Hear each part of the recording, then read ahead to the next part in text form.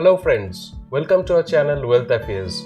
Please subscribe to our channel and hit the bell icon to remain updated about all the fantastic videos that we share. Do you want monthly income for your investment? Often we need, right? Particularly for people who are not having enough income now and who have certain corpus, they want that corpus should earn some return on a regular basis, say monthly basis. Now there are some issues, there are some problems for such kind of options. So first of all, the low return of investment in safe options or say the guaranteed options, right? The return of investments are always very low. Or if we go to high return options, those are not safe, and particularly when our corpus are limited, right? So any kind of loss on the capital can hurt us very badly. The other problem is the tax efficiency. Most of the time the return that we get from our monthly income options are taxable. There are very few options which are available where the tax is little low, but again there are limitations of those investments. And finally, the flexibility in terms of the liquidity and the thing that you want to do. Now these are the problem statements, right? So what could be the solution? The solution is something called Systematic Withdrawal Plan, or we call them SWP in mutual fund, right? That's an option. We'll discuss in detail how this option can be a best possible solution for requirement of monthly incomes. Now first of all, what is SWP or Systematic Withdrawal Plan? So what do? We invest initial corpus into a mutual fund scheme, and then that initial corpus gives you regular say monthly or quarterly income. The income comes back to you with the frequency that you decide. Now let us see what kind of return we can actually expect from SWP. If the fund is generating certain amount of return, what is the actual impact that comes on our say regular cash flow? So if we go to some calculation, right? So we are just putting some assumptions, some amount of investment that we are making and what kind of return we can expect. So here in investment amount, right? So here it is already written as 20 lakhs. We are making it suppose 10 lakhs. And suppose you are withdrawing say 5% of your initial investment on annual basis, right? And the fund where you are investing, which are suggested as a debt oriented mutual fund or at the max debt hybrid mutual fund. So suppose the fund is generating a 7% kind of a return. So what kind of actual tax you need to pay and where you will be standing after 3 years or say 5 years? Now expecting the tax slab of the investor is 30%. So if the tax slab is lower, it is even better that you will be saving more. So with this sort of calculation, let us see where we would land after say 3 years or 5 years. Now to start with, when you are investing at 10 lakh rupees and suppose the NAV is 10 rupees. Now NAV can be anything. It is not required that NAV has to be low. This is only for the calculation sake.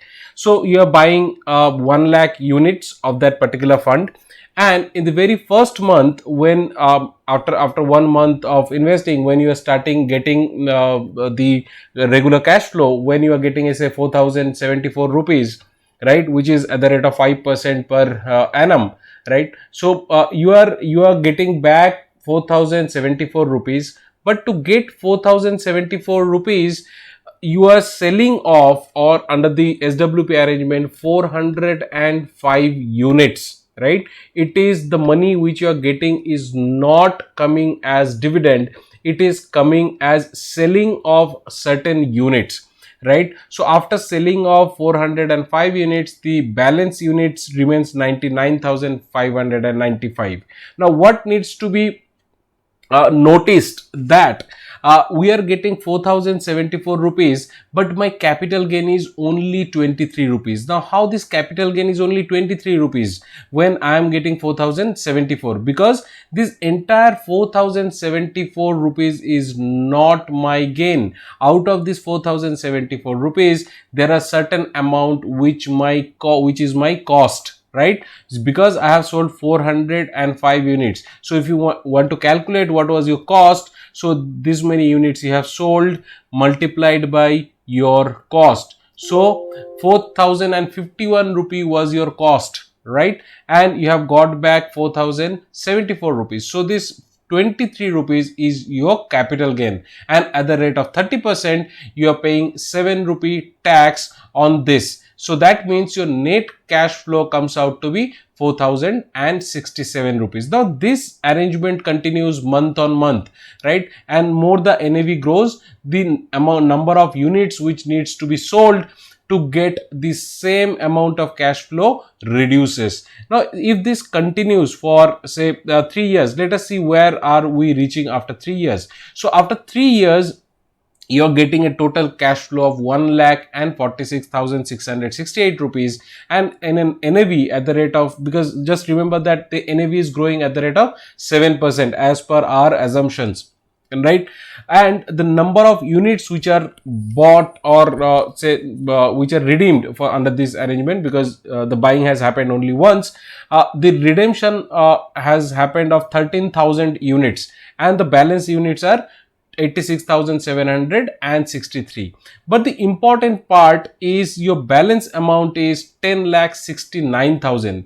One question that comes very regularly, that my units are coming down because I had bought 1 lakh unit. Here I have only 86,000 units, but which I want you to notice is your NAV is growing, and which actually matters is what is the balance amount that you are having. So after 3 years your investment value remains at 10,69,000, and the capital gain, which is say 14,000 rupees, and the capital gain tax is coming out to be 4,290. So just look at the summary.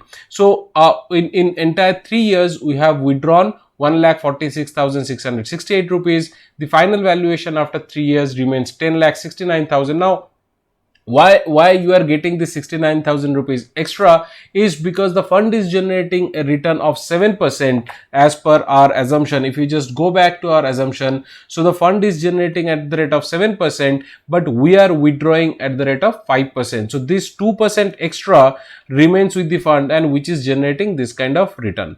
Now what happens after 3 years, right? Because the certain tax treatment gets changed, and you are now eligible to get long-term capital gain treatment. So you get the indexation benefit. So we have a separate video on indexation. You can check the description box to check that particular video. Now after 5 years, because you are eligible to charge indexed cost, and if, as we have assumed that 4% would be the inflation, you can change as per your requirement, but for the calculation sake here we have taken it as a 4%. So after 5 years also, right, so where your total cash flow remains 2,44,000, your NAV, which we had bought 5 years back at 10 rupee, comes 14.11. The number of units redeemed remains 24,000, and balance units, right, balance unit remains 79,000 units. Again, just to repeat, your number of units has come down, but ultimately the NAV went up. So that's why your balance amount is almost 11 lakh rupees. So the summary after 5 years becomes like this. So in 5 years you have withdrawn 2,44,447 rupees. Your final valuation remains 11,19,000 rupees. So this 1,19,000 is your additional gain that you are getting apart from the regular cash flow you have received. But the most important point, right, where you are in entire 5 years, even if you are at a 30% tax slab without surcharge, and says we are not calculating that, so you are paying 6,778 rupees as tax, right? Though your total withdrawal is 2,44,000, but your tax is only negligible 6,778 rupees, which is in percentage terms becomes 2.77%, or in 3 years it was only 2.93%. So which is again below 3% of tax that you are paying. In case of any other traditional investment and all, or even if you are getting into a dividend mode, you need to pay tax as per your tax slab on the entire cash flow you are receiving. So this is the most important benefit of SWP, that you are paying say less than 3% kind of a tax on the total cash flow that you are receiving, and when you are withdrawing less than the return of the fund, you are also generating some amount of return at the end of the tenure when you are withdrawing the money. Now again, just for the summary, that here as per our assumptions, we had invested 10 lakh rupees, the annual percentage of withdrawal was 5%, monthly SWP which we are coming to our account is 4,074 rupees. Expected return we had expected, we have assumed at 7%, and finally we are landing at a scenario where after 3 years we have withdrawn, though we have withdrawn 1,46,000 rupees, but my final valuation is 10,69,000, and after 5 years we are at 11,19,000. The most fascinating benefit of this arrangement is the amount of tax you are paying. Now in this calculation, though we are assuming straight line kind of a return, which doesn't happen in mutual fund, so there would be little volatility in short run, but overall this calculation will give you some idea about the kind of return you can generate under SWP arrangement, and finally what would be your net income, or say the net cash flow after paying the tax. Few important points that you should remember is you have to decide the amount of return, and the amount of return that comes every month is fixed. You should always withdraw lesser than the ROI of the scheme. If the fund is generating say a return of 7% and you are withdrawing at the rate of 8%, then your capital doesn't grow. You keep on eating out of your capital, and at the end of 3 year, 4 year, 5 year, you will always see you are not getting your entire capital back. So it is always accrual oriented debt fund or debt hybrid schemes are better for SWP. I would suggest if you are having 3-4 years kind of time horizon, accrual debt is better, and only when you are having say 5 years kind of horizon, then you can go to debt hybrid kind of schemes. If you want to know how debt hybrid scheme works, please check the description box. There's a separate video on how debt hybrid fund works and the kind of return you can expect from this kind of schemes. Do not opt for equity funds for SWP because these are very volatile, and when market goes down, to generate the same amount of cash flow, many more units needs to be sold, and which is obviously hamper your return. As I mentioned just now, minimum investment horizon should be 3 years, and longer is better, say 5, 6, 7 years would always be better. Just to confirm that, and just to remind you that return from mutual fund is not guaranteed. Whatever we have discussed based on the most probable scenario, how things should work, there would be some short-term volatility, but over a long run you can expect such kind of arrangement to be very, very practical. Thank you very much for watching this video. Please like it, share your comments. You can share it with your friends and family members if you think it is helpful, and subscribe to our channel. Thank you very much.